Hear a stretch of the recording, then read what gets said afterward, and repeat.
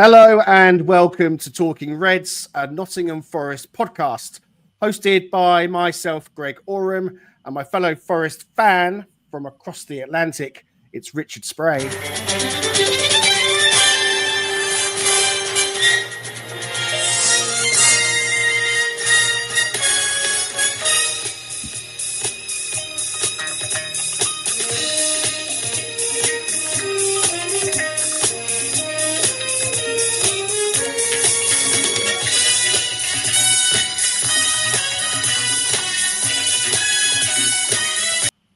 Not quite in Dallas, in Oklahoma. But how you doing, Richard? Oh man, bringing back memories there. I've been to South Fork many times. The area of Brucey, our friend Bruce from Texas. Yeah, brilliant. Indeed. Morning, guys. Our guest today is someone who is usually the one who does all the introductions. A man with a career in broadcasting that stretches back to the early 90s, with spells on local radio up in Teeside and Hull before really becoming synonymous with Nottingham, spending 14 years at Trent FM and then 13 years at BBC Radio Nottingham, with also a raft of presenting on Notts TV thrown in for good measure. But in amongst all of that, since 2003, he has also been the stadium announcer at the City Ground, hosting all of the matches there for our beloved Nottingham Forest. We're thrilled that he is with us today for the One with Mark Dennison. Good morning. Thank you very much indeed. Makes me feel very old, or ever so slightly dead when you when you go through my CV like that. No, we're thrilled that you could be with us. Thank you so much for taking the time out to sit and chat with us for an hour or so. Don't forget that if you're watching, you can join in with us in the chat. Please do drop in your comments. We want to drop some hellos, and we can't do that if you don't let us know you're here. Of course, maybe you're listening to this later, maybe on Apple or Spotify, or indeed on the YouTube playback. Perhaps you've got your headphones on, painting your lounge or something similar, maybe where you drive home from work or something like that, listening in the car. We thank you for joining us too. Just quickly as well, don't forget, we have got a Talking Reds giveaway. We are giving away a pre-match Forest jersey. It could be the white one. It could be any colour, as long as we can get the size for you. So go over to our X profile. The pinned post is there for you to follow some instructions, subscribe to this channel, and you could be in with a shout of winning the pre-match jersey. Or you could potentially, if you're the person that gets drawn out second, be the winner of a fantastic cheese hamper from our sponsor, the Cheese Trader. And I know a lot of people, are more interested in the cheese hamper than they are in the shirt. But there you go. So we got a couple of things to give away for you. So let's get right into it. Mark, we've got limited time, and it does tend to fly by really quickly. So we always start by asking our guests to tell us a bit about their background and more importantly, their own Forest story. How and why are you a Forest fan? And so the floor is yours. Okay. Well, I'm a Forest fan because of my son. So Joe is 27 now, and when he was growing up, he was a mad keen football fan. He used to play. Well, he still does play. I used to take him along to Forest, and similar kind of time they were looking for a new stadium announcer. And initially, I think there was a conversation between Forest and Trent FM, as was. And initially, there were going to be three of us that would share the job. And I don't know. I don't really know how and why it happened, but anyway, I ended up doing it rather than splitting the job three ways. And so that's it in a very short, kind of sweet nutshell. It's down to Joe. I must admit, growing up, I would watch the odd football match, but I wasn't really mad keen on it. My family background is my parents are both from the northwest. My dad's from Cumbria and my mum's from Manchester. So I suppose, if anything, growing up, I was more exposed to kind of Manchester football. And then we moved around and I certainly moved around until, as you mentioned at the beginning, we came to Nottingham properly in the mid-90s. I was here during my uni time as well, but it's all really thanks to my little boy.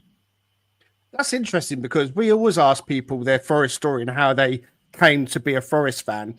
And most of the time it's been inherited from a father, in Richard's case, his grandfather. For me, it was my dad, and it's been passed down.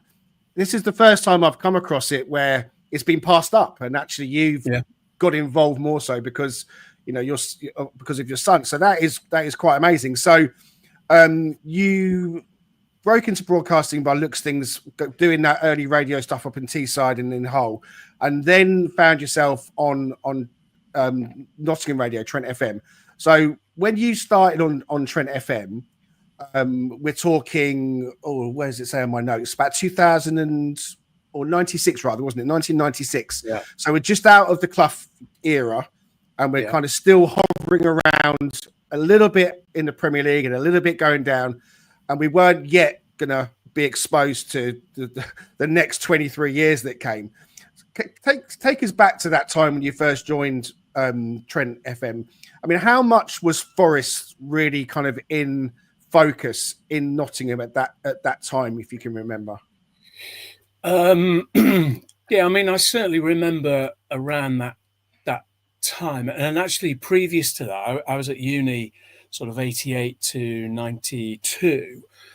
So I do remember that, and during my time at uni, I worked in the pub in the Meadows, and they always told me that on a match day, you would get home fans. This went for Forest and County, actually. You would get home fans and away fans coming into the pub.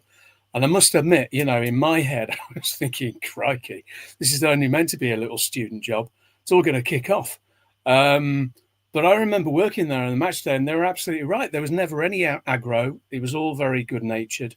So, yeah, I do remember in both kind of stints, particularly when I came back in the mid-90s. Previous to working at Forest, I would follow how they were doing. I would listen to the commentary.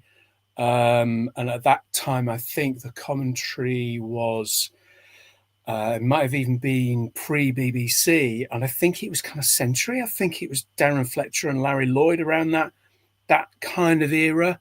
They were doing the commentary. So I would always follow how Forest were doing.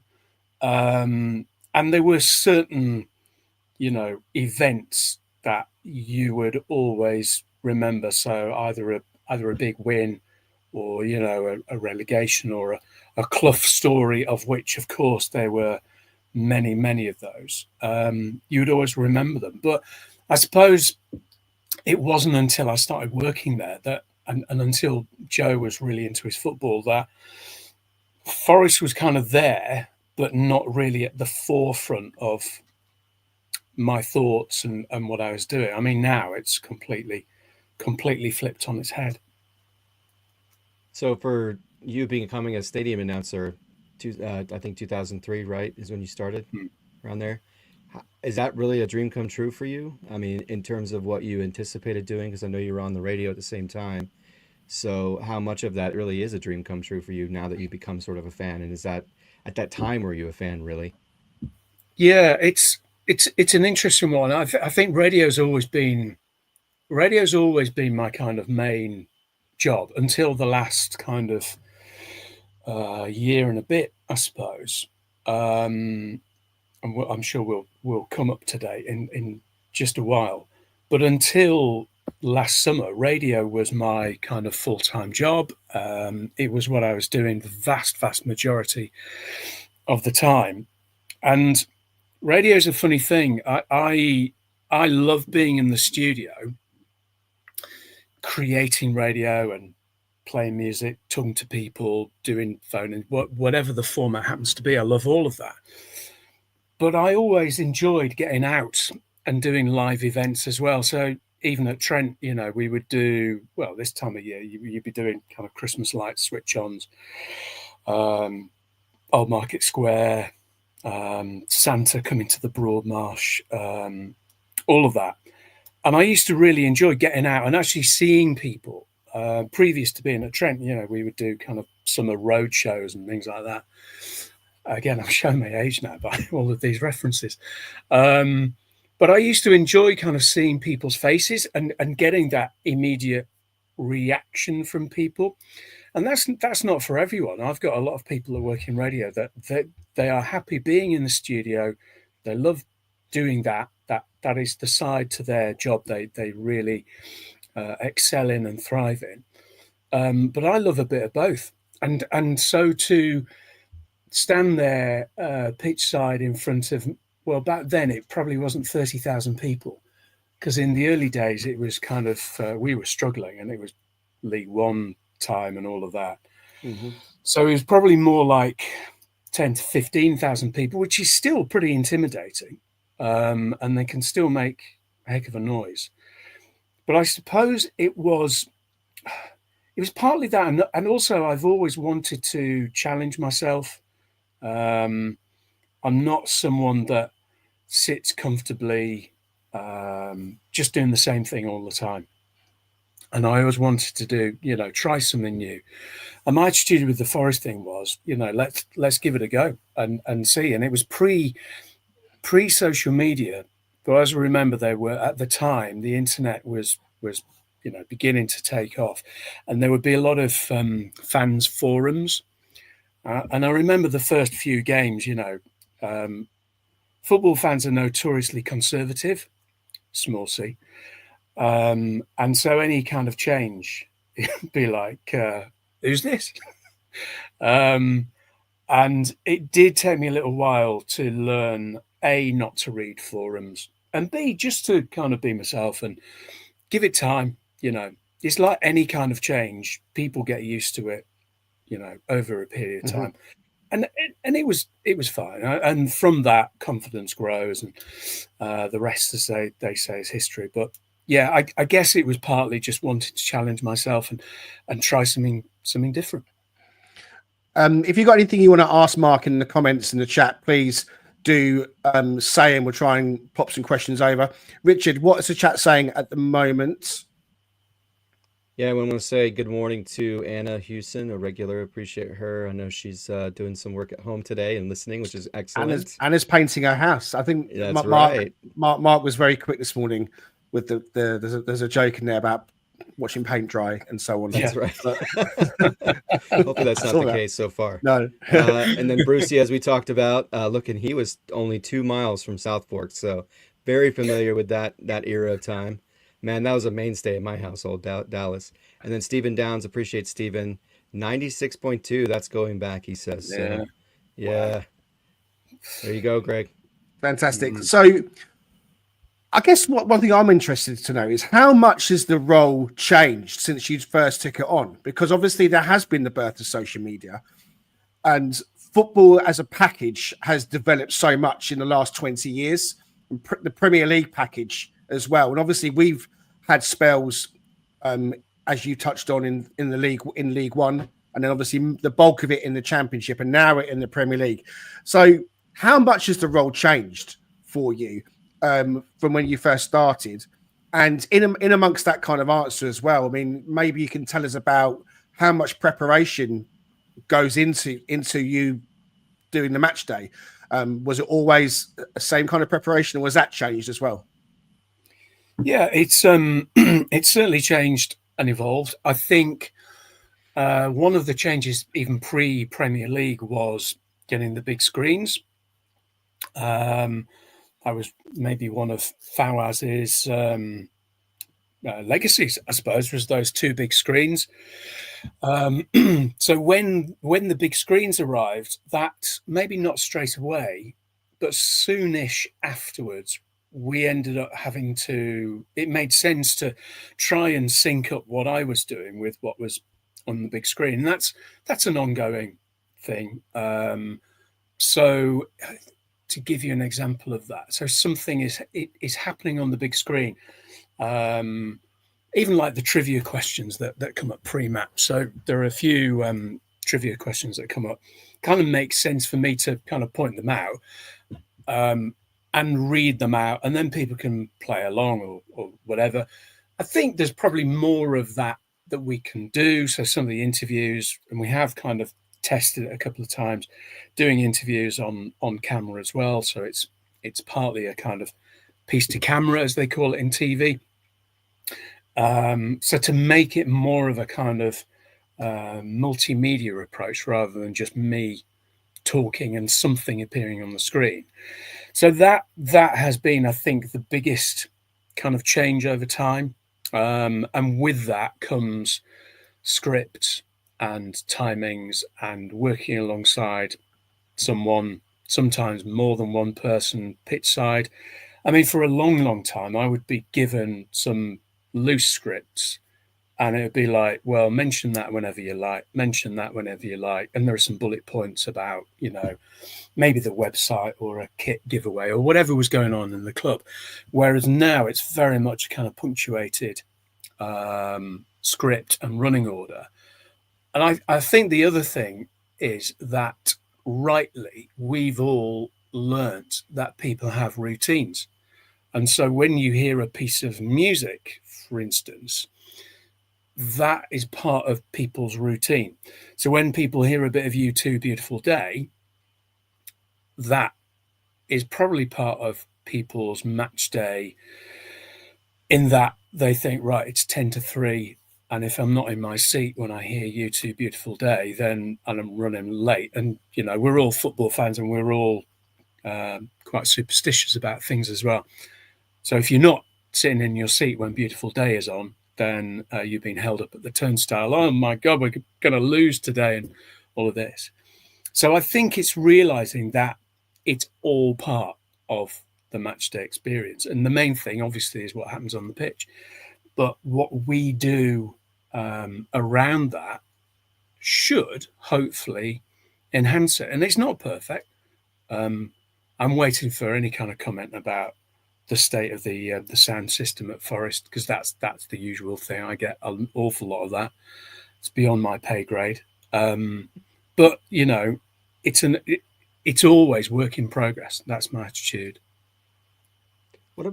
That's really interesting. Yeah. What about the interaction that you have with the players themselves? And I think we're all excited by what we've seen this season, in particular in terms of like the social media presence with the players and the infectious personalities of like Ola Aina, Callum Hudson-Odoi, Anthony Lenga, and so forth. So how much interaction do you get with them, and how much does that match up in terms of what's on the camera versus what's off the camera from your experience, if you've been able to interact with them in that way?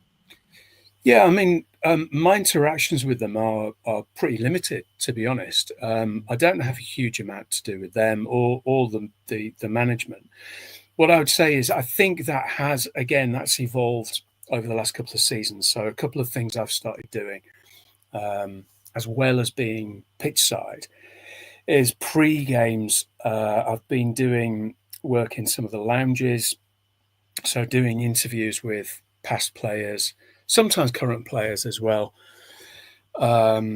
So particularly pre-game, sometimes post-match.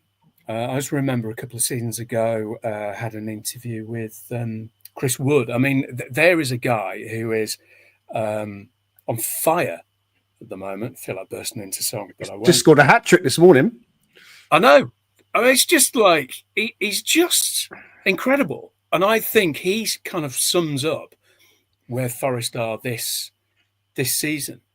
And so, yeah, I think it was after the Man U game. Was that last kind of Christmas time? Yeah, it was. It was just after. I think was it the Boxing Day game? I can't remember if it was or wasn't. I think it was. It was in that weird kind of between Christmas and New Year time. Yeah. So yeah, we had a bit of a chat, which was really nice, because again, that's something I haven't done a huge amount of. But again, it's just how that role has kind of evolved over time. So there's been a bit of that. And I think maybe a more recent example as well, we did an open training session where they had about 4,000 fans watching the players train. And there was going to be a couple of interviews, one with Yatesy and one with one of the guys that does all of the kind of ground work, looks after the pitch.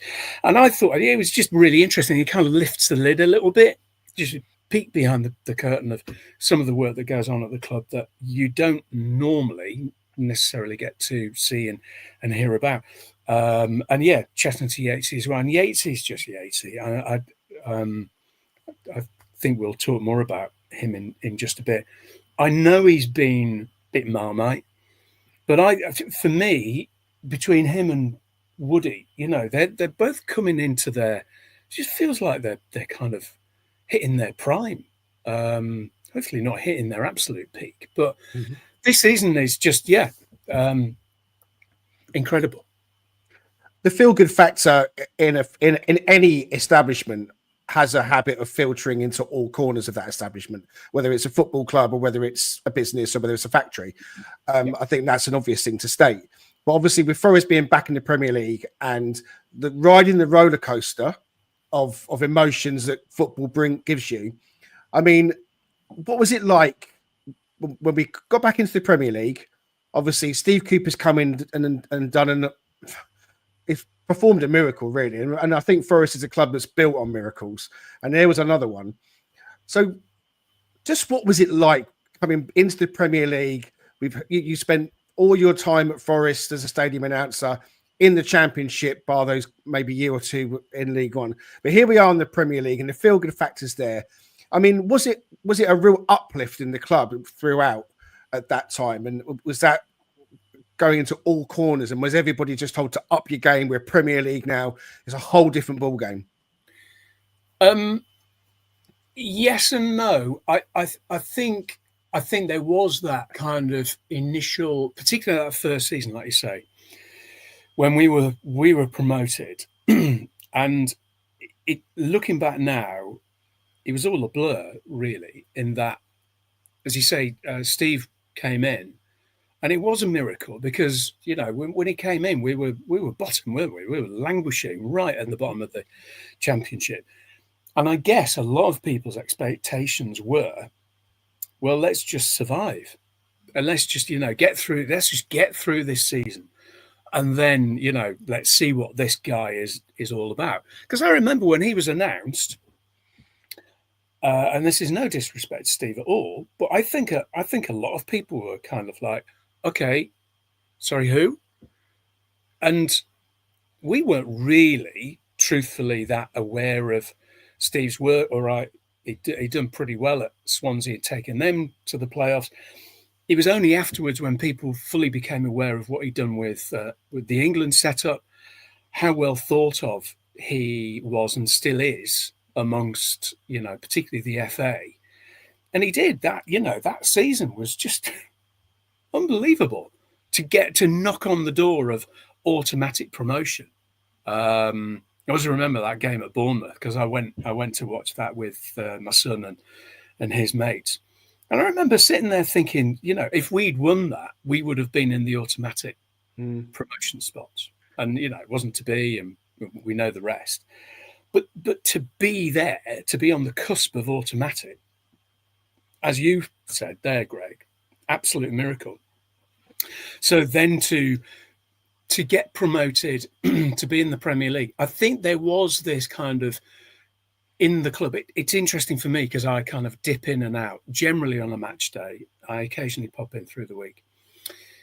But you get a sense of you are on a roller coaster and you are in the results business. So it's natural that the mood in the place will reflect results on the pitch, and that's understandable. But I think the mood was one of almost shock still. And I don't think I'm betraying any confidences here by saying that first season, there was a little bit of, okay, so how does this all work? Because we're Premier League now, but what actually goes on? And in terms of staffing around the club, not everywhere, but I don't think you can really legislate for that, how many people you need in hospitality, in media, in all these different departments. Championship to Premier League is an absolutely different ball game entirely. And I think there was a little bit of shock and a little bit of, okay, well, let's do the first few months and see, let's get to Christmas and see where we are in terms of personnel and backup and everything else. So yeah, there was a little bit of kind of looking around thinking, oh, this is shiny and new, but we don't really know how it works. It'd been so long since we were in the Premier League, and when I was a child, I was a child of the Clough era, and so I was fortunate enough to just about remember the second European final. I was 6 years old, but mainly the Pearce and Des Walkers and the trips to Wembley in the 80s and so on, and obviously to get relegated was a disaster, but to be out of it for so long was even worse.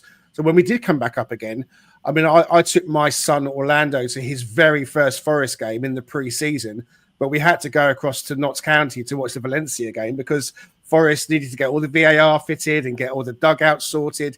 So there was work going on right from the off, and obviously Luton the year after had to do a whole set of that in a bigger way. But it's those kind of infrastructure elements, and the actual fascia of the ground has changed so much. The red trim throughout, the attention to detail on the paneling on the sides of the stands, the changes to the dugout area, the changes to obviously the new tower that's gone up in the corner. And actually, I was at the Newcastle game last week, and that's the first time I've seen it in the flesh. And actually, you know what? I don't think it looks too bad. I'll be honest with you. I think now it's up. It fills that corner quite nicely, and actually, I think there was a bit of a hoo-ha about it, when it came along. It doesn't look that bad at all. I think it looks okay. So the changes are evident, and there's been a lot of talk, Mark, about obviously in the last 6 months and more. Are we going to stay at the City ground? Are we going to leave and go to a new ground? But it seems like we are finally agreed that the City ground is our forever home. How important is it, do you think, for Nottingham and for the people of Nottingham that the City ground is the Forest home ground for years to come? It's interesting that you say forever. I'm not entirely sure it's forever. And by the way, don't read too much into this. I think we're in a little bit of a lull at the moment while everyone works out where we are.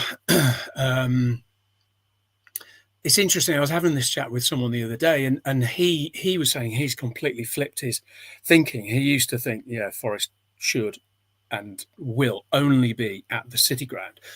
And the more he's kind of thought about it, he's kind of flipped his thinking and thought, actually, maybe we were all caught up in the romance of it. And practically, perhaps we need to kind of change our thinking and think, right, well, in the modern era, you don't just need a huge 60,000 capacity stadium. You need everything else that goes with it. So your training facilities, your museum, your youth system, your academy, your women's team, everyone is centered all in one place. And when you think about it, at the moment, the City ground footprint is limited. You're limited by the river one way. You're limited by Collick Road and the housing the other way. You can go up, but only a certain amount. The main stand, well, we know, that's kind of work in progress. I guess the only side that no one's talked about really is the Brian Clough stand. The Bridgeford end, it's complicated as well because that's under Rushcliffe, isn't it? Whereas the other is under City Council. So the whole thing, I get the feeling we're just in a bit of limbo at the moment. My own feeling is that, yeah, the City ground is unique. It is an incredibly special place. Could we replicate that kind of atmosphere and that kind of noise somewhere else? I don't know. I mean, I would have said a year ago, no. But partly because of this conversation I had with someone the other day, I think it depends where you are. He was comparing it to the West Ham situation. And that's a bit of a unique one as well. So it wasn't always West Ham's, was it? It kind of came to them via the Olympics. It's been the Olympic Stadium. So I don't know. I'm still torn, and I've tried to, think it through as logically and as objectively as I possibly can. I'm sure a lot of people will be heartbroken if we ever did move, but I think the reality is, at some point, if we can't get over, say, 45,000, what do we do? Because, like I say, you can't go into the river, unless someone knows some way of building into a river that I'm not aware of, or building the other way and up. I think it's gonna be a debate for a long, long time. But I think you're right, Greg. For now, yeah, we are at the City Ground, and that is home, rightly. Absolutely. Yeah, we encourage everybody to check out our one with the architect. There's two of them, actually. And he does propose some ways to do that, which is really interesting. Multiple different, I think, iterations, right, Greg? There's one where you level it and rebuild, and there's another one where you sort of augment, and he talks about some of the challenges, like you mentioned, Mark, with the restrictions and so forth. But I did want to dip in the chat real quick. So we've got NFFC Jules. So she's saying, great work, chaps. Fantastic upcoming Forest podcast. Like and subscribe. Thank you for that, Jules. Agree with that. Let's get these numbers up. Knight Rider intro. I like that option. I bet you Greg's got it staged. he's got quite a few in the toolkit, I'm sure. Stop stealing my thunder. I've got a whole catalog ready to go, guys. Yes, exactly right. Morning, Gary. Love to hear from Gary. No problems with being tardy. And I did have a question real quick, Mark. Who is your player of the season? Maybe we'll get to that, Greg. If we want to answer that now, we can. But if you listen, we've pulled the correct there. But who's your player of the season so far? Anna's asking. Only one. Well, yeah. I mean, there is only one. I mean, obviously, it's subject to change. The good thing is, Mark, we've talked about this on the podcast. There's so many contenders at this stage, which is great. But if you had to pick one at this point, 25% gone, just about. Who would your guy be at the moment?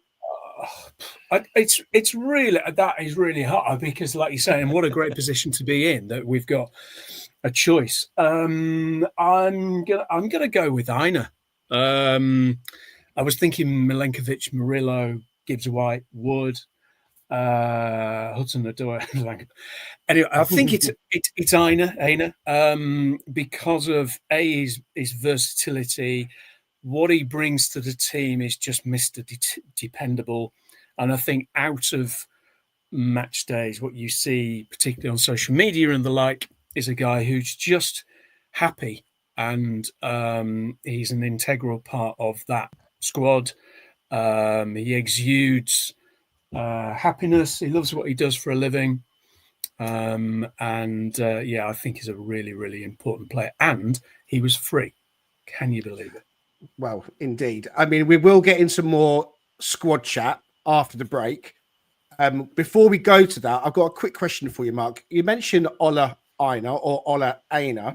So pronunciations of names for a stadium announcer. I mean, when I can't think of too many tricky ones that have come up, but I mean, certainly maybe when the away team visits, there might be one or two there. How tricky can it be? And do you approach players and ask them for the best way to say their name? Well, that's a very interesting one. I mean, Aina, I always remember when he joined, and I said to someone, "Is it Aina or Aina?" And it was someone that works at Forest, actually. I won't name them. And he said it's Aina. So I spent last season introducing him as Aina. And then at some point, I think it was pre-season, it might be in the pre-season game, someone said, "Oh, by the way, you've been saying Aina, it's Aina." And I said, "Well, yeah, because so-and-so told me." And anyway, so now I've flipped. But I still hear people, match of the day the other day, the commentator was calling him Aina. So look, I don't think Ola minds either way. One of the most tricky ones, a Sumbalongo was always quite.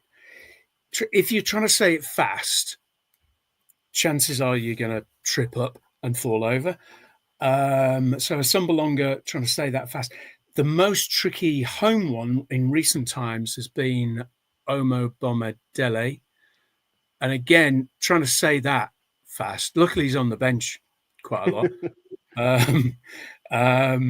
But yeah, that's good. That's quite a tricky one. Away, I mean, look, and I don't mean this disrespectfully. Away teams I only read once, and that's that's about 2:30 anyway. And if there's a really tricky one, if there's someone to ask, in the media team, or even the away team, I might just say, "Excuse me, how do you pronounce this?" My ex BBC colleague, Robin Chipperfield, he was a bugger for this, because I would occasionally ask him, and he would deliberately feed me duff information just to then watch me and listen to me announce it, and then watch me getting grief afterwards for mispronouncing someone's name. So I only did that a couple of times, and then I got him a free transfer to Australia. So yeah, happy memories. We like Chippers. It was always good fun when he came up on, because obviously being London based before. I used to listen to Colin Fray, and obviously the commentary and the program from them. So Chippers was great, and Colin Fray's just an absolute legend. Yeah. We've got to take a quick break. We're going to have a word for our sponsor, the Cheese Trader. So if you're listening, you'll hear the Yorkshireman with his review. And for those watching, it's time to start feeling hungry.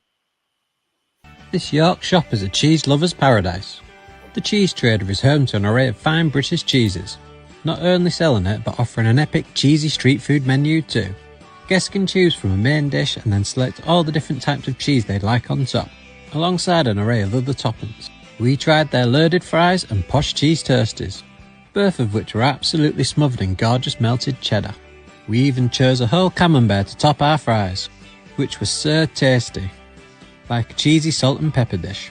The posh cheese on toast was some of the best toast we've ever had, with so many amazing flavours to it that perfectly paired with the cheese, tucked away just off Grape Lane. This is the perfect spot for a great lunch.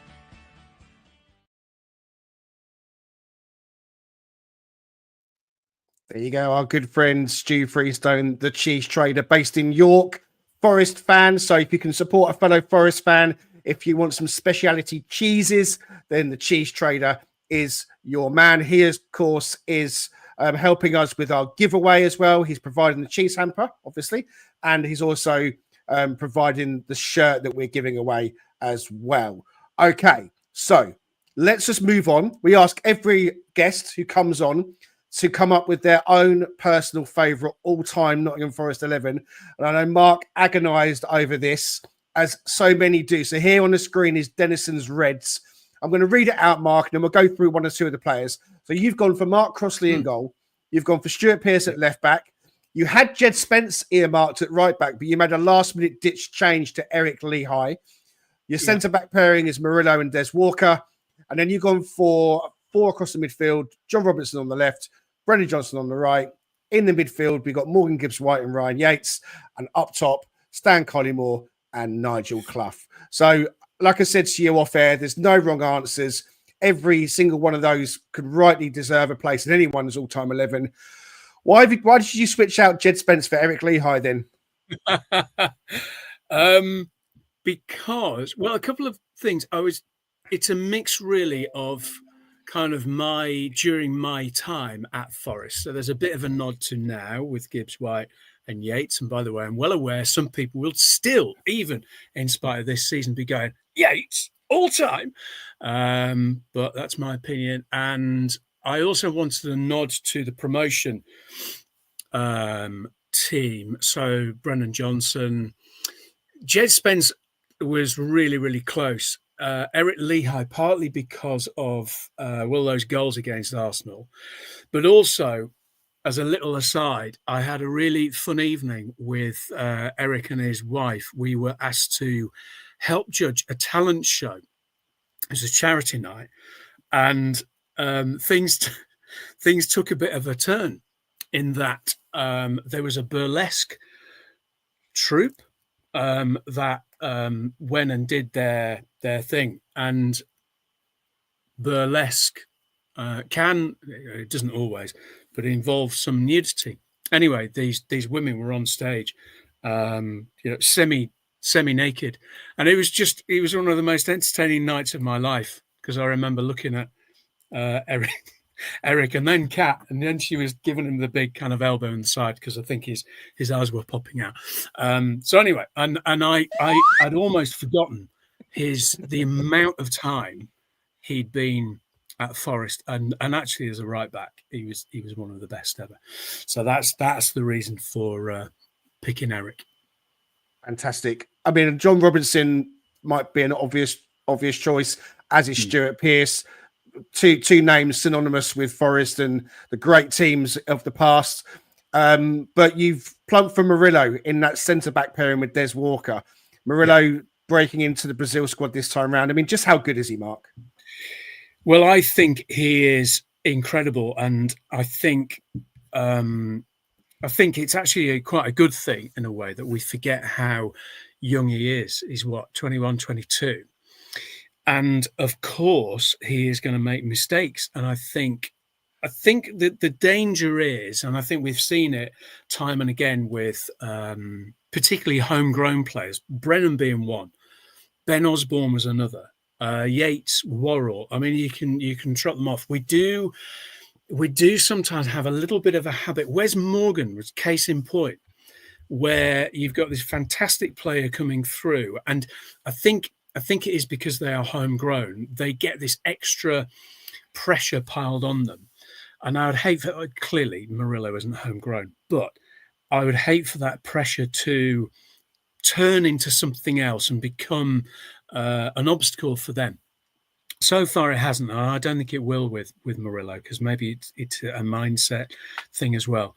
But yeah, he is. He's just amazing to see him getting that Brazil call up is just wonderful. I hope he's going to be at Forest for a long, long time. I mean, who knows? There was speculation he might have gone last window. I think he loves it where he is, but I think we have to be realistic. And if he were to go to an Arsenal or Man City, whatever, for big money, I certainly wouldn't grudge him that. But I think what's interesting this season is he's paired with Milenkovic, and I like to think that if he was in that team there on the screen with Des Walker, he kind of needs that kind of maturity, that steady headness. I haven't made up a word there, whatever. But I think the other great thing is then we could interchange the song. You never beat Des Walker, you never beat Murillo, and Murillo is just fantastic. Absolutely fantastic. And I think having Milenkovic next to him has certainly raised his game. I've been a big fan of Milenkovic since he came in. There's Dennison's Reds on the screen. It stands up. I'm certain of that for any team that we've picked or have seen picked. So thank you very much for coming up with your all-time 11 there, Mark. Okay, time is moving on. So that means it's time for this. The lightning round! Yeah, not sure if you're familiar with it, Mark, but it's a call out to our wonderful show that we love, which is Friends. So we just rapid fire through these questions. So what was your first Forest match live? Oh, blimey. I can't remember. You mean as a spectator? Either one, yeah. I've got no idea. I mean, I'm thinking I would have taken Joe. It would have been probably, I want to say something like Preston or Tranmere. It was someone like that. Oh, goodness. What about favorite Forest player of all time? I mean, it was before my time of working there, but I think Stuart Pearce. Can't go wrong. Psycho. Gotta love it. Yeah. What player in Forest history would you like to see on the current squad? I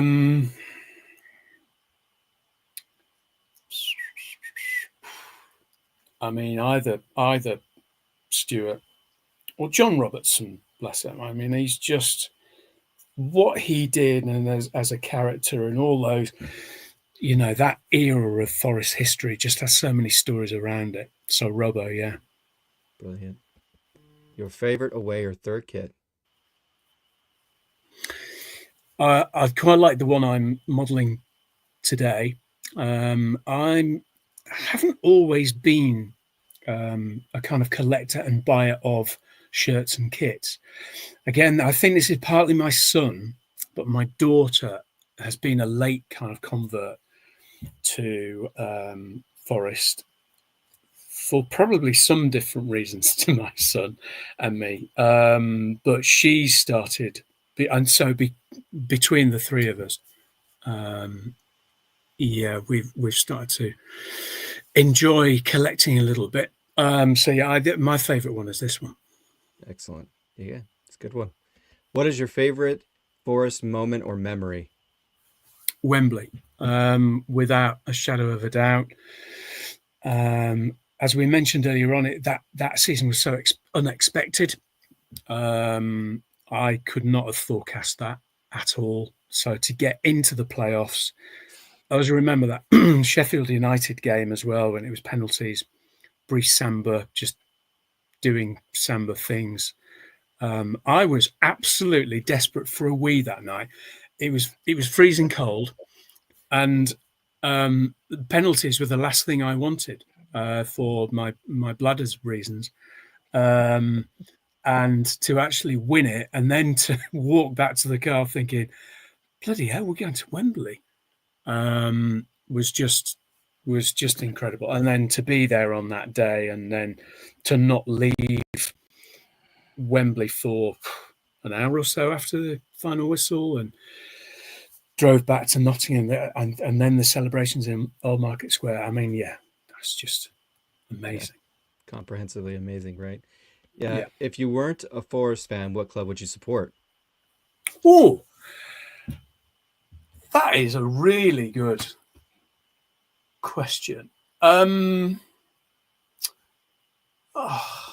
don't know. Oh, blimey. I do have I know it's, I don't think many people in, it's interesting. I was talking to someone the other day. Oh, is that the timer? Am I being hurried along? I'm going to say Notts County. I've got a soft spot for Notts. There we are. Yeah. Excellent. Apart from Cloughier Cooper, who is your favorite Forest manager? Nuno.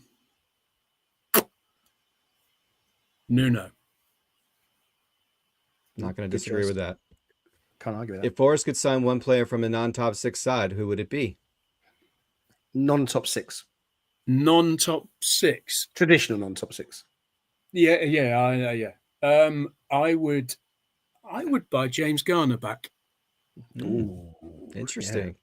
Reese was raving about him the other day on an episode we had. So yeah, James Garner was brilliant for us. Yeah, that's really interesting. Based on what they do on the pitch right now, who is more valuable to Forest, Morgan Gibbs-White or Murillo? These questions are awful.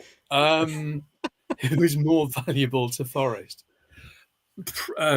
Right now, Murillo. Interesting. Yeah. I know, it's interesting. By the way, everyone calls Morgan the talisman. Yeah, but I mean, Morgan should have got some time yesterday in that England-Ireland match. Crying out for. Absolutely. I was there with Orlando, my son, and we were just begging for him to get off the bench. We'll talk about that in a minute. Yeah. All right. All right. Final question. Forest win the Premier League, but are then relegated into the Championship for the next 25 years. And you've been around for most of that there at the club, so you know how difficult that was. Would you take it? No. Yeah. I agree with you. I don't know what that means. Would I take it in what sense? Would I walk out in a showbiz tantrum? Yes. Yeah, well, I don't know if that. Yeah, that's the subtext, I guess. So that's it. I majored in lightning rounds. All right. Oh, thank you very much. Time is moving along, so I'm going to try and keep us ticking. Thanks ever so much for that, Mark. We've got another one of those type things coming up shortly, but let's just quickly flip back to the club and to the team. And Morgan Gibbs-White, in fact, you mentioned it there. So yeah, we were there last night hoping and actually believing he was going to get some minutes. I mean, keeping Bellingham and Kane on for 90 minutes in a game that we're slaughtering Ireland in made no sense. And you know, I felt a little bit perturbed. I mean, nothing against Morgan Rogers, but he wasn't even in the original squad. And he came on against Greece and he came on last night. I kind of felt like there should be a bit of a picking order. pecking order. And I guess maybe I worry that that's Morgan's England career done and dusted because of the challenge for places, because of the players that are in and around that squad, and because the manager isn't going to be Lee Carsley. So am I right to feel that way, do you think? Or is, Morgan really got a fighting chance of making Thomas Tuchel's first squad, do you think? I think he's got a fighting chance. I think the problem is, from Morgan's point of view, is that right now in that position, England has so many good players. And, there's Bellingham, Cole Palmer, Foden, wherever you play that kind of number 10, if you like. I think that's the biggest problem for Morgan Gibbs-White. I guess the only thing he can do is keep doing what he does for Forest, keep fit as well, and then he is going to be knocking on the door. I was puzzled last night because, especially after the other game, because the game against Greece, he came on and 3 minutes later he's setting up a goal for Curtis Jones. But I don't know, and I think one of the best things as a Forest fan is to see. And it's not just Morgan, by the way. If you look through the squad, there are so many internationals now. But when you see Morgan Gibbs-White come on, can't remember who they played. It was a friendly a couple of months ago. And he does that thing with the outside of his boot. And you kind of go, we see that week in, week out, and we love it. And so many England fans are now seeing that and thinking, who's this fella? And it's just great. And it just gives you that kind of feeling of, I think pride is the thing that, I don't know, Premier League and internationals and all of that. Pride's the big thing that I feel, and I have felt for the last few years. In terms of the squad then, you mentioned the kind of homegrown element previously. How important do you think it is for Forest's current squad to develop homegrown talent still? And what impact do you think this focus has on young players in Nottingham? Can they see, now we're in the Premier League, a chance to get into the academy and to get into the first team, now that step up's been made? And, how important is that development still for homegrown talent? I think it's vital. And I think even if they're not kind of breaking into that first team squad, if they're not getting game time just yet, they can see it is a real possibility. Yates is still the one. He's the kind of survivor, if you like, from all of that. I think Worrell before him, and we can debate, Worrell and McKenna and Cook, that back line of getting us promoted was amazing. Were they all Premier League players? McKenna and Cook, maybe not. I don't know. The jury's out with Worrell. I think maybe pace was the thing that maybe did him. I think, Yates. I think when you look around, and I think Nuno has done it actually, particularly in cup games, and there's a bit of a tradition, isn't there, to kind of use some of your academy players in games like that, at least have them on the bench. Zach Abbott is probably the one that is closest to kind of pushing that door fully open. But I think it's incredibly important. But I think it's a challenge, and I think it's a challenge for any Premier League club. I think the first thing is to get yourself safe, and then it's kind of how you progress. But I feel part of that progression is how you use that brilliant academy that's had so much money pumped into it and so much attention. It's only right that those graduates have a kind of pathway to aim for. Absolutely. So we got a question for you from Anna. So you picked Nuno as your next favorite manager after Steve Cooper and Clough. What is that based on? Is it your personal experience / interactions with him? What's he like as a person?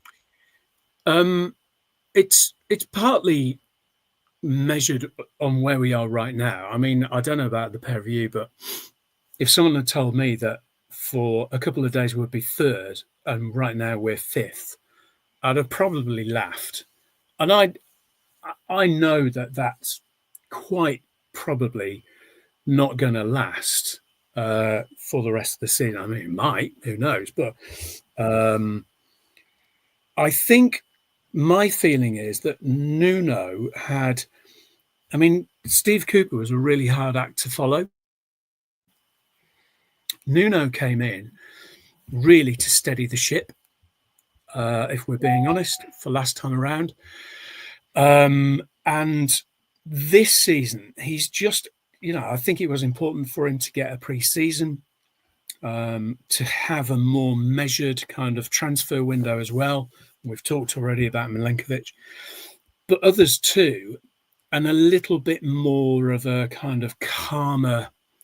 He exudes calmness. He exudes, someone that's happy. He's happy with his squad. He's happy with his players. I've got very limited kind of interactions with him. We often, we'll say hello. We'll have a knowing nod. But I don't know. There's something about the guy I like, and I think he's happy at Forest. I know there was a lot of talk about, which Nuno are we going to get? Are we going to get the Wolves one, or the Spurs one, or the Saudi one? I think we've got the Wolves one, and if you talk to any Wolves fan, they would have him back in a heartbeat. Well, you ain't having him back because he's ours, and I think he's doing things his way, and credit to him. One thing I like about him is I gave him a lot of criticism last year, Mark. I'm the first to admit that.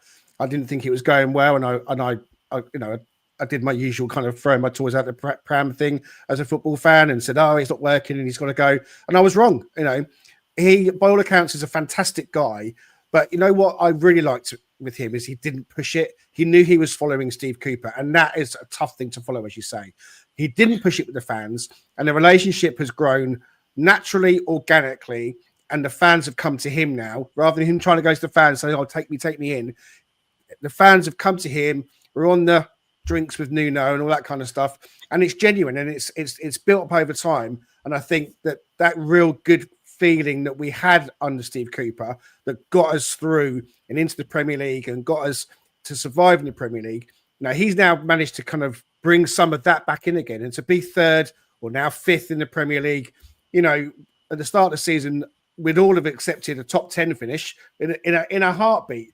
We pitched it that we might finish 12th, and some thought we were being adventurous. So we're in a fantastic place, and Nuno's the man in the hot seat in the here and now. So hopefully it's going to continue.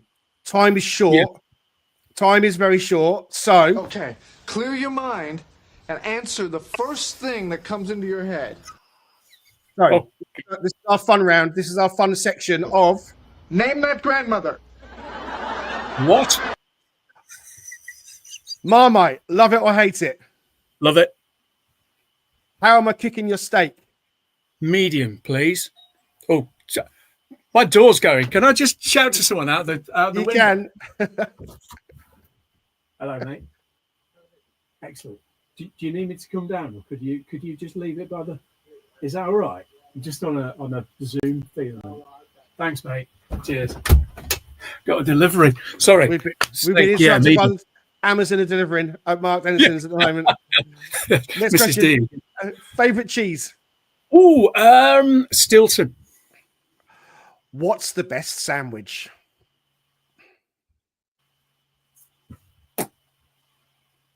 Chicken Club. Oh, and so the segment is called Name That Grandmother. So we ask you, what are your grandmother's names?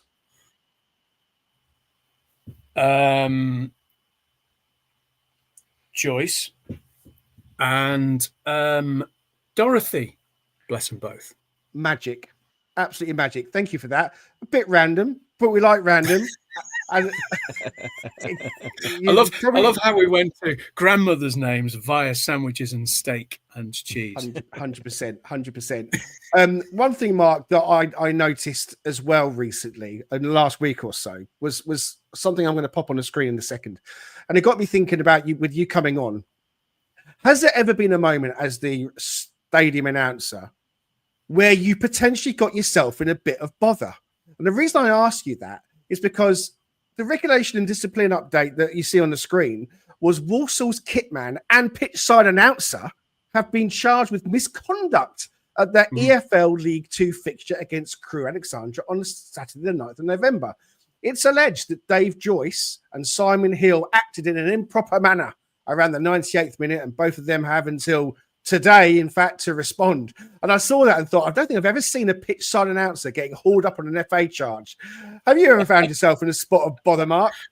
When I'd first started, I think I read out the added time. I saw the fourth official with the ball, and quite often they flash the number. Sometimes they show it to each bench. And I saw that, and I read out the added time before it actually held it up properly. And I was told that I needed to wait for that. The other thing was, a few seasons ago, yes, before we were promoted, a few seasons ago, I was told that I read out the added time in a sarcastic way. Now that wasn't necessarily a bollocking as such. It wasn't anyone from outside the club.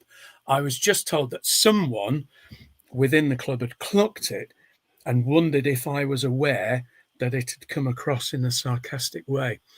I think it was a derby game or something like that, and it was one of these where it was 7 minutes, and I didn't sort of go 7 minutes, but there must have been something in my demeanor that made it sound like I was somewhat surprised. The fan came through and down the microphone. Yeah, I love it. Exactly, and I've got to be careful of that. Well, who can blame you? We're out of time, but before we do, we are championing mental health on Talking Reds, and in particular this month in November, it's Men's Mental Health Month. So I'm going to read this out again for anyone listening and watching, that November is Men's Mental Health Month. We want to remind every male, not just today, that your life matters. Even when things feel hopeless and dark, please don't give up. You've come this far for a reason. You have the strength to get through any inner battle you're facing. And remember, you are never alone. You have a purpose, and people who know you, love you, even when your brain tells you otherwise. We'll keep on talking about men's mental health and mental health in general, wherever we can. And we mention that again because we're still in the month of November. We've had some detailed conversations on that on the podcast. And just to quickly say as well that, you know, if you are struggling and you are finding it difficult to find someone to talk to, when you want to speak to a stranger, then the Talking Reds DMs are always open. Sometimes a stranger is the easier person to speak to. So you're welcome, and we mean it, and we hope nothing but good things for all of you. Okay, we are out of time. I'd love to continue talking. The hour flies. We've just gone over, Mark. I want to say thank you so much for joining us. It's been an absolute thrill to have you with us. Tell us what you're up to in the coming weeks or so. The floor is yours for some closing thoughts. Well, thank you. And I would echo everything you just said about mental health as well. Really, really important. Right now, I'm kind of working part-time. I've got a few different little jobs. So obviously, Forest match days. I work for Notts TV on a Wednesday. I occasionally pop up doing other bits and bobs, including their football show. I'm doing events. I'm doing charity dinners, stuff like that. I'm also working on a project for Nottingham Arena, which turns 25 next year. So watch this space on that. And I've started doing a little bit more radio as well, because I was aware that radio is the one thing I haven't been doing recently. So hopefully doing a bit more of that as well. But I've enjoyed our little chat, and I'm sorry for taking you over time, but that's the story of my life. No, not at all. It's amazing.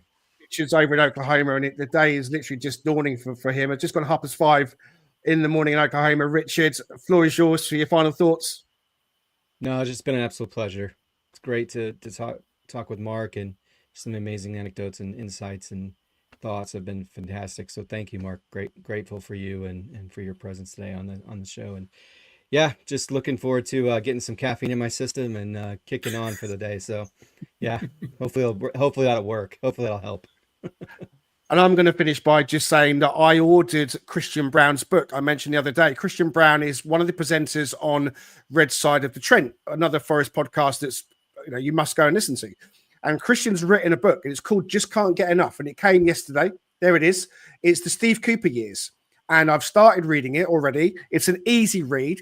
Christian is wanted to capture those years under Steve Cooper that we all loved. And he's seemingly done so. So I encourage you as a Forest fan, head to Amazon, support another Forest fan. It's about 18 quid. It's bloody thick, I tell you. So it's going to take a while to read that. So and from what I've read so far, like I say, it is an easy read. So go and get Christian's book if you can. It's a great Christmas present for someone, I'm certain. Okay, we are out of time. I'm going to stop talking. Please consider liking and subscribing. Let's not forget that part as well. Hardly get a chance to mention that in this episode. But liking and subscribing, it really helps us along the way. Thank you so much for joining us. This has been the One with Mark Dennison. We'll see you next time.